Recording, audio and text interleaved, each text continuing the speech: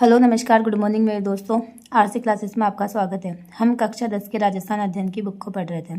उसमें हमने राजस्थान की चित्रकला वाला चैप्टर शुरू किया था। उसमें हमने मेवाड़, मारवाड़ और हाड़ौती चित्रशैली को पूरा अच्छे से पढ़ लिया। आज हम ढूंढाड़ चित्रशैली के बारे में पढ़ने वाले हैं। ढूंढाड़ चित्रशैली, इसके अंदर देखो आमेर, जयपुर ये सब आते हैं। तो देखो आमेर शैली प्रारंभिक काल का प्रमुख चित्रित ग्रंथ, यानी आमेर शैली का प्रारंभिक काल का प्रमुख चित्रित ग्रंथ कौन सा है? तो यशोधरा चरित्र है।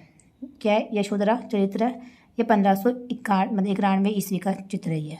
देखो आमेर शैली का प्रारंभिक काल का प्रमुख चित्रित ग्रंथ कौन सा है? तो यशोधरा चरित्र है। कब का है ये? 1591 ईस्वी का है।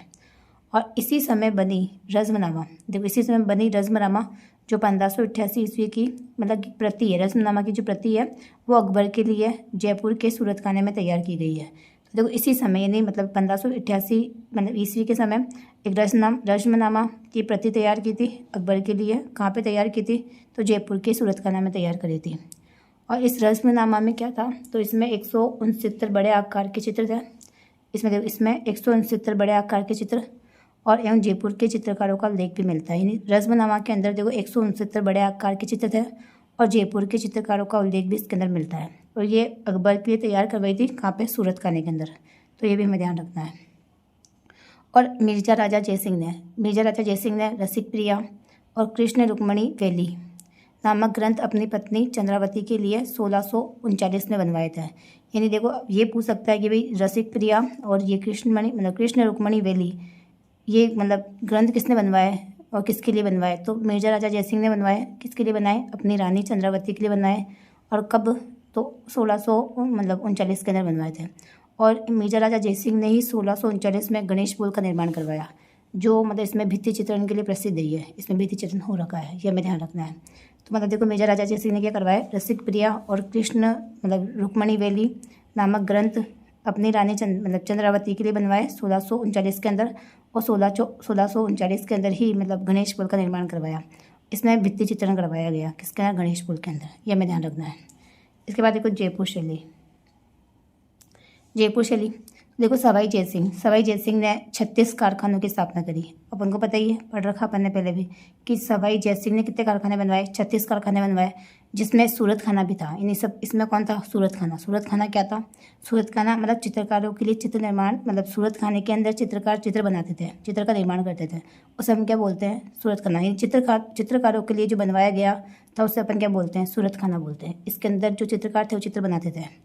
और इसी समय यानी सवाई जयसिंह के समय ही क्या हो गया? रसिक प्रिया, कवि प्रिया, गीत गोविंद, बारामासा, नवरस और रागमाला जैसे चित्रों का निर्माण हुआ था। यानी सवाई जयसिंह के समय यानी रसिक प्रिया, कवि प्रिया, गीत गोविंद, बारामासा, नवरस और रागमाला जैसे चित्रों का क्या हुआ? चित्र मतलब निर्माण हुआ था। और सवाई ईश्वरी सिंह के समय सूरतखाना मतलब आमेर से कहाँ गया? जयपुर आ गया। इन सवाई ईश्वरी सिंह के समय जो सूरतखाना था वो आमेर से कहाँ लेके आ गए? ये जयपुर लेके आ गए। और ईश्वरी सिंह के समय चित्रकार कौन थे? तो साहिबदीन और लालचंद थे। कौन थे?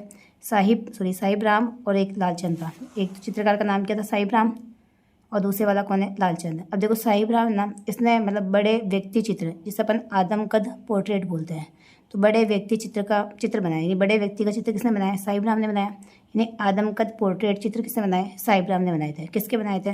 तो ईश्वरी सिंह के बनाए थे। तो ईश्वरी सिंह का आदमकद पोर्ट्रेट चित्र किसने बनाया था? तो साहिब राम ने बनाया था। ये हमें ध्यान रखना है।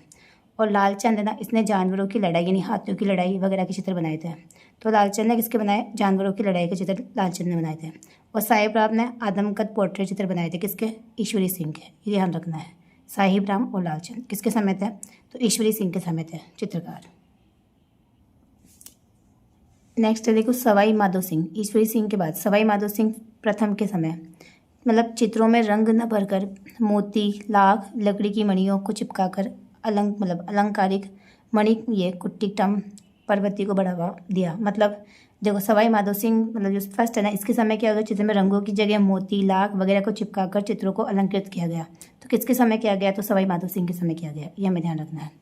देखो लाल चितेरा सवाई ईश्वरी सिंह एवं सवाई माधो सिंह के समय प्रमुख चित्रकार कौन था? तो लाल चितेरा था, ये हमें ध्यान रखना। लाल चितेरा किसके समय था? तो सवाई ईश्वरी सिंह और सवाई माधो सिंह के समय चित्रकार कौन था? लाल चितेरा था, ये भी हमें ध्यान रखना है। इसके बाद सवाई प्रताप सिंह।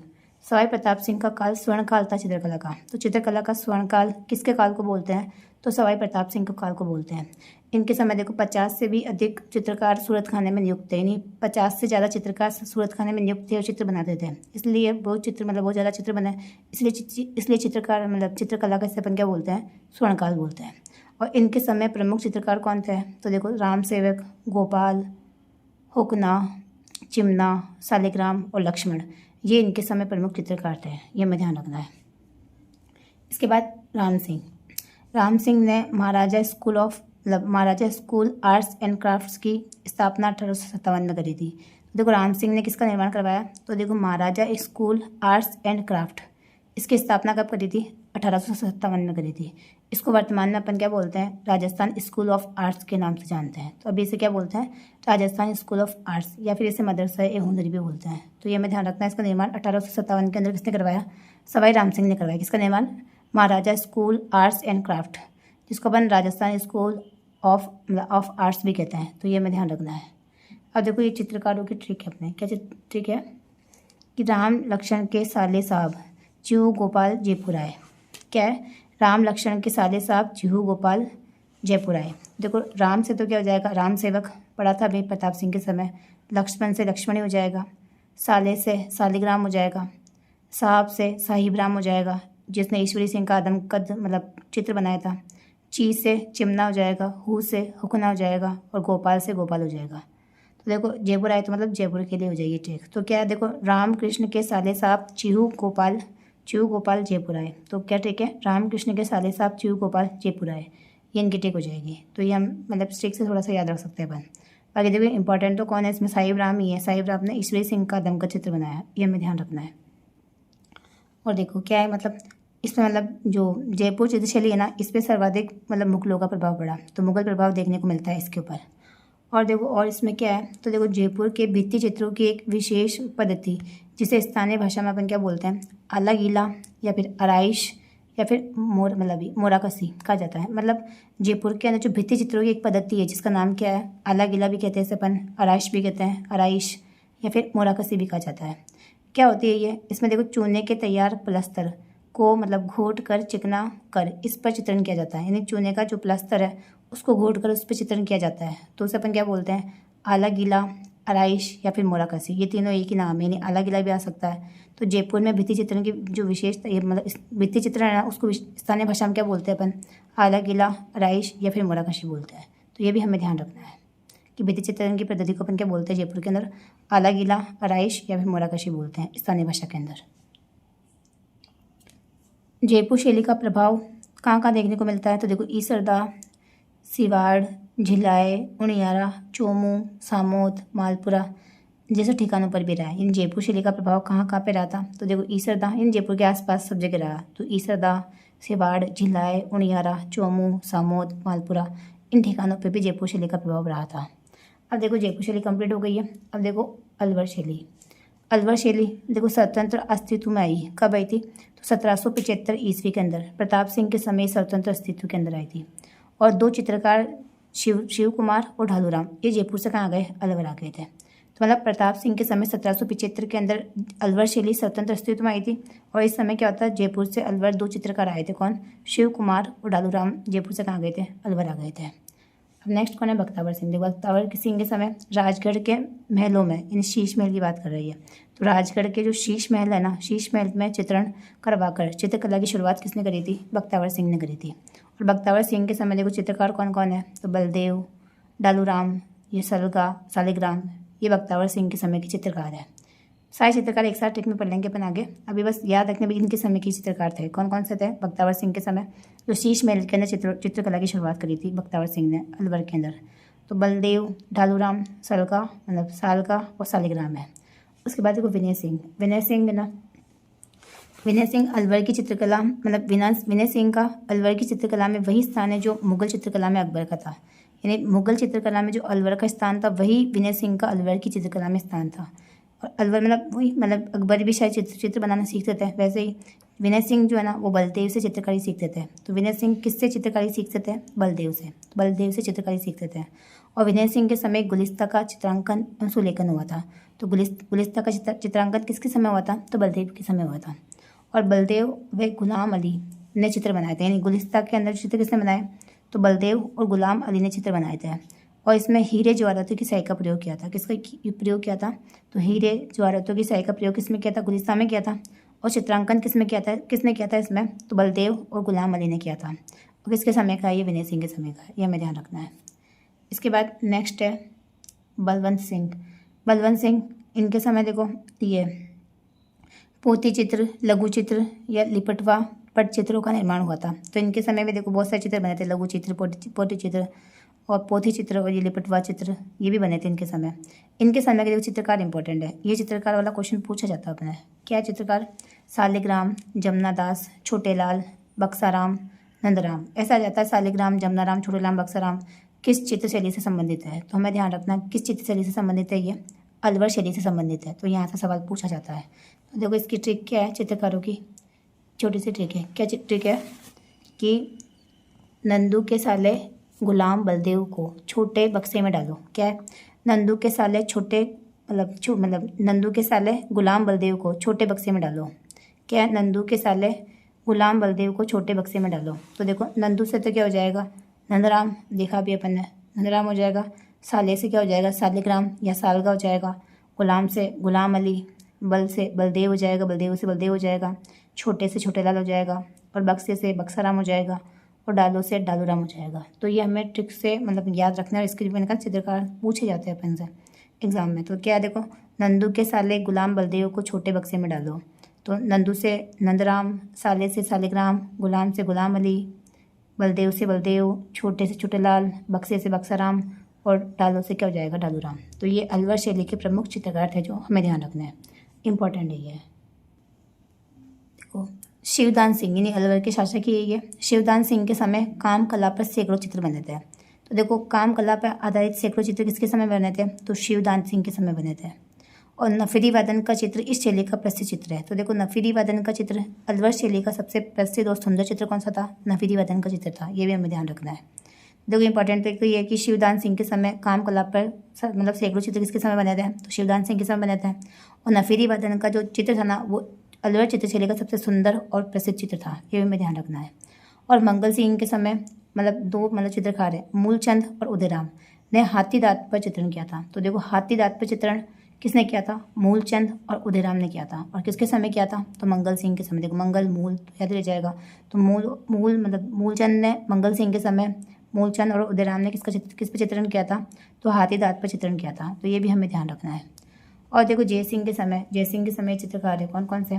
सारे देखो राम भगवान से रिलेटेड नाम में दिख रहे। देखो राम गोपाल, राम प्रसाद, जगमोहन, राम साय नेपालिया अलवर शैली को अंतिम समय तक जीवित रखा।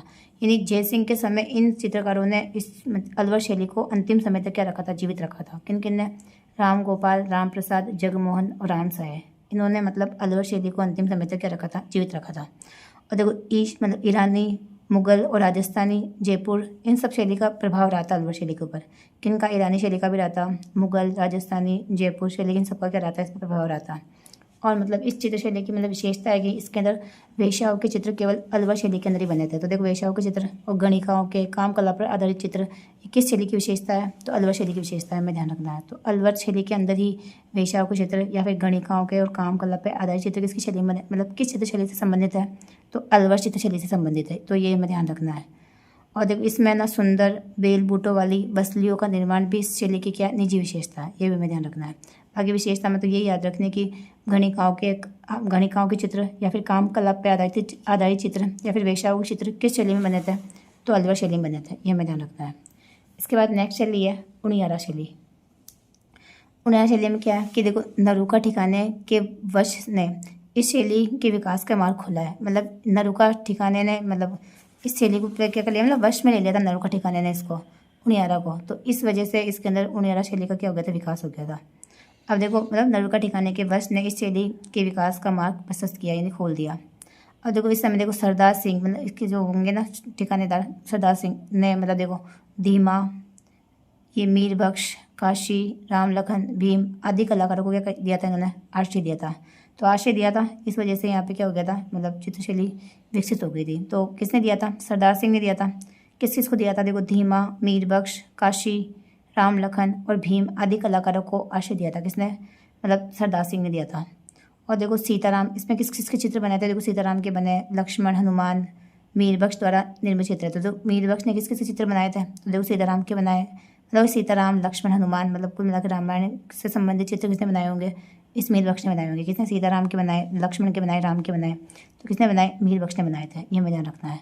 और इस मुनियारा शैली पे किसका मतलब प्रभाव पड़ा था? तो देखो बूंदी और जयपुर का प्रभाव देखने को मिलता है। किस पर? मुनियारा शैली पर। तो देखो इसमें से सिर्फ इम्पोर्टेंट यही है कि मतलब सरदार सिंह ने ना मतलब धीमा, मीर बख्श, काशी, राम, लखन, भीम को क्या करा? आश्रय दिया था, मतलब इन चित्रकारों को शरण दी थी। इस वजह से यहाँ पे क्या हो गया? चित्रकला का विकास हो गया था। तो ये हमें ध्यान रखना है। शेखावटी के भित्ति चित्र, देखो ये कहाँ से कहाँ तक है? तो देखो 19वीं सदी के मध्य से 20वीं सदी के प्रारंभ तक शेखावटी में हवेलियों का निर्माण हुआ था। तो देखो शेखावटी के अंदर भित्ति चित्रण हवेलियों में हुआ है। कहाँ से कहाँ तक हुआ? तो देखो 19वीं सदी के मध्य से स्टार्ट हुआ और 20वीं सदी के प्रारंभ तक शेखावटी के अंदर हवेलियों का निर्माण हुआ था। और हवेलियों में क्या हुआ था? भित्ति चित्रण, नहीं हुई वो दीवारों के ऊपर या फिर ना चित्रण वगैरह हुआ था। देखो यहाँ पे भी क्या, देखो नवलगढ़, रामगढ़, फतेहपुर, लक्ष्मणगढ़, मुकुंदगढ़, मंडावा, बिसाऊ, ये सब भित्ति चित्रण के लिए क्या है? प्रसिद्ध है। मतलब शेखावटी पूरा भित्ति चित्रण के लिए क्या है? प्रसिद्ध है। इसीलिए भित्ति चित्रण के कारण ही शेखावटी को क्या कहते हैं अपन? ओपन आर्ट गैलरी के नाम से जानते हैं। तो ओपन आर्ट गैलरी के नाम से किसको जानते हैं अपन? शेखावटी को जानते हैं। और क्यों जानते हैं? क्योंकि यहाँ पे भित्ति चित्रण ज़्यादा हो रखा है या अच्छा भित्ति चित्रण हो रखा है। तो भित्ति चित्रण के कारण ही शेखावटी को अपन क्या कहते हैं? ओपन आर्ट गैलरी के नाम से जाना जाता है। देखो फ्रांस की एक नदीम ला प्रेस ने फतेहपुर की हवेलियों के भित्ति चित्रों के संरक्षण के संदर्भ में सराहनीय कार्य किया, जो कि एक मिसाल पेश की इन्होंने। मतलब वो ये कि जैसे बहुत सारी हवेलियों भित्ति चित्रण हुआ, लेकिन अभी उनको संरक्षण प्राप्त नहीं हो रहा। तो संरक्षण नहीं हो रहा तो उनको शरण वगैरह हो रही है, मतलब कि ना खराब हो रहे हैं वो। तो उनके लिए मतलब ना सराहनीय कार्य किसने किया था? तो ये फ्रांस का एक नदीम ला प्रेस है ने फतेहपुर की हवेलियों के भित्ति चित्रण के संरक्षण के संदर्भ में कार्य किया।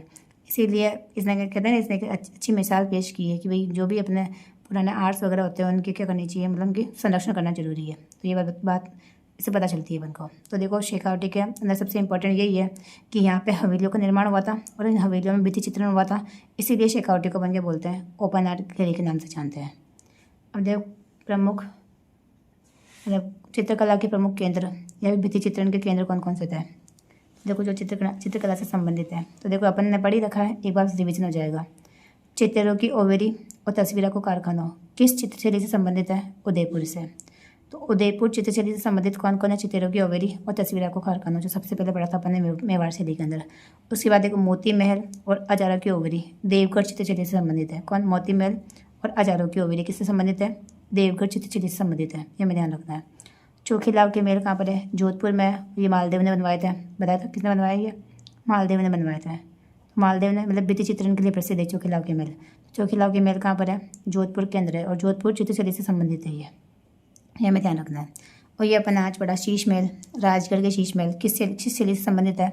तो अलवर चित्रशैली से संबंधित है। वही मैंने कहा ना, इसके अंदर चित्रशैली मतलब चित्रकला का शुरुआत हुआ था शीश महल से। तो शीश महल अलवर चित्रशैली से संबंधित है। उसके बाद सूरत खाना, ये भी जयपुर चित्रशैली से संबंधित है, पढ़ लिया अपन ने। किससे संबंधित है? जयपुर चित्रशैली से संबंधित है। और ये मुसबीर खाना कोटा शैली से संबंधित है, ये भी पढ़ लिया अपन ने। ये किससे संबंधित है? कोटा से। और रंग महल और चित्रशाला, रंग महल शत्रुसाल या छत्रसाल, मैंने कहा ना ये शेर संबंधित है इसको। तो अपन शत्रुसाल और छत्रसाल से संबंधित कौन है? रंग महल है। और चित्रशाला का निर्माण किसने करवाया? तो उमेश सिंह ने करवाया। मतलब रंग महल का निर्माण तो किसने करवाया? छत्रसाल ने करवाया था। और चित्रशाला का निर्माण किसने करवाया था? उमेश सिंह ने करवाया था। ये दोनों किस शैली से संबंधित है? तो बूंदी चित्रशैली से संबंधित है। ये हमें ध्यान रखना है। ये हमने चित्रशैली या फिर चित्रकला पूरा पढ़ लिया है अच्छी तरीके से। Thank you.